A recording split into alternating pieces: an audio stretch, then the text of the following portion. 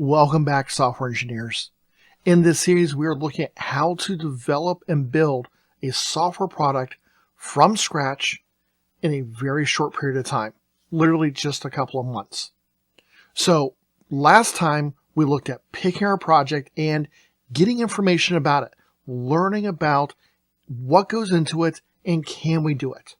Now, just because you found a product that you can build and there's a need for it, doesn't mean that you're going to be able to have people buy it. And let's face it, no matter how good your product is, if people don't buy it, you did not succeed at what you're trying to do. Now, if you're doing an internal product, something that's, the HR department says, hey, I need this tool, build it for me. That's a little bit easier to get around. That's self-validating, if you would. We're talking about a product that's external, that's going to be sold to a customer, whether that customer is a business or an individual. So how do we go about validating our product? Well, this is really tricky. And it's tricky because what we typically do is we ask people we know. We ask our friends, we ask our family, hey, I want to build and I have bad news for you. They're going to lie to you. Now, you might say, what? No, my friends won't lie to me. My family, they won't lie to me about this. Yeah, they will. Because they don't want to hurt your feelings. And that's great. I'm glad that they don't want to hurt your feelings. But if you say, hey, I'm building this special AI thing, and it's going to automatically detect red buttons versus green buttons, and it's going to sort it for you. Would you use that? And your friends and family go, of course we would use that. You know what? I would probably use 2 of them. Now, if you want to find out if they're lying to you and they're trying to, make you feel better, ask them, well, would you pay me $10 for it? And all of a sudden, things are going to change. Because talk is easy, money is expensive. And so all of a sudden, when that's what you're basing it on, is my software product going to be a success, is based upon, will people put down money for it? If they don't put down money for it, there you have a problem. Now, maybe they're not really your ideal customer. So if you're building a piece of software for a business and you go to your parents or you go to your friends and they're not business owners, they may not be interested in it. And that's okay because that's not the target market. So you need to find out people who would be. So how do you do this?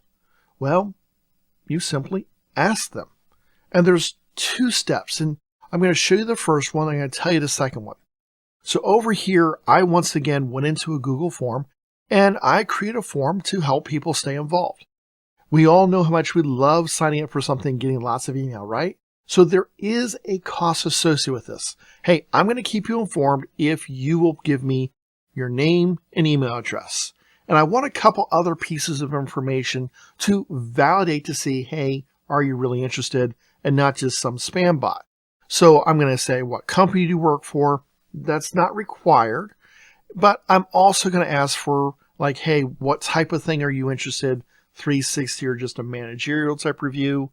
And are you interested in beta testing this?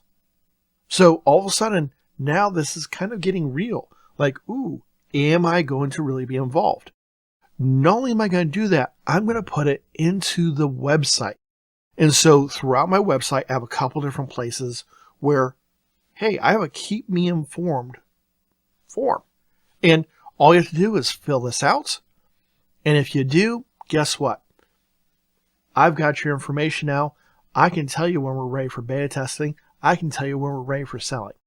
So this doesn't require them putting down money, which is fine because this is more of a business and businesses generally want to have something that's a little bit more ready. But this is a first easy step. Do you want to do pre-orders? That's another possibility.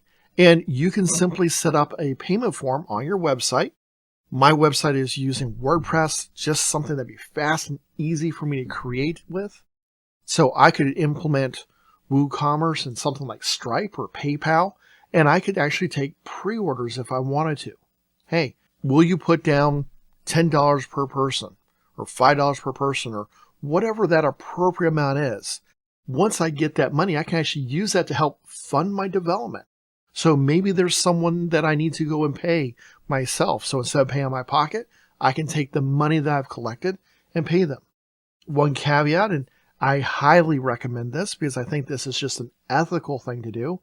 If you're going to take money from someone, especially if you haven't finished the software yet, you need to make sure that you can pay that back just in case it doesn't work out. So always offer a money back guarantee. I think that's the ethical thing to do because as we've talked about with software projects, a lot of times they don't work out for various reasons. They are over cost, they don't meet the requirements that were necessary, or they were time delayed. And any one of those three things can be a reason why you might have to return someone's money. So make sure that, yes, you can collect money, but make sure you can also pay it back if you need to. But until you actually collect money, have you really sold anything? And can you validate that you have a sellable product? It's like I said, your friends are your friends, and they're going to make you feel good, not necessarily purchase from you, especially if they're not your target audience. So keep that in mind. Collect information, something that has a nominal fee associated with it. In this case, you're going to probably get an email or two from me, as well as things like actually collecting money. Doesn't take long to set up. You can do this in a simple day or two. If you've never done it before, there's plenty of tutorials online on how to integrate Stripe or PayPal or some other type of product like that into a system like this. So keep that in mind as something. Now, for those of you in my class, this is good, useful information if you want to do this on your own. However, due to the limitations of being in school and other things, validation is not required for our assignment. But in any real-world environment, validation is always required. So make sure you have a good way to do that. Start with a form, collect money, deliver product. It's a great process for validating your product. Now, I hope you found this video helpful. Make sure you stay tuned for our next video. We're going to start talking about another way to get even more information or get information that you weren't able to search for online, and that is using subject matter experts. That's coming up next, so look for it in our playlist.